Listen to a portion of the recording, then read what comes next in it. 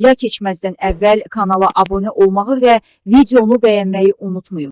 Oktyabrın 14-də gözlənilən hava şəraiti haqqında məlumat açıqlanıb.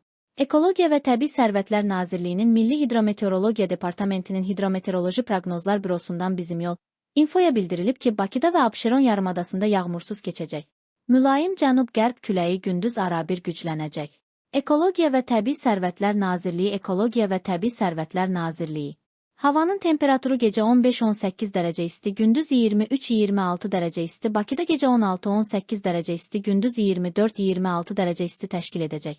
Atmosfer təzyiqi normadan yüksək 773 mm civə sütunundan 770 mm civə sütununa enəcək. Nisbi rütubət gecə 65-75%, gündüz 55-60% olacaq. Azərbaycanın rayonlarında isə hava əsasən yağmursuz olacaq. Gecə və səhər bəzi yerlərdə duman, şərq küləyi əsəcək.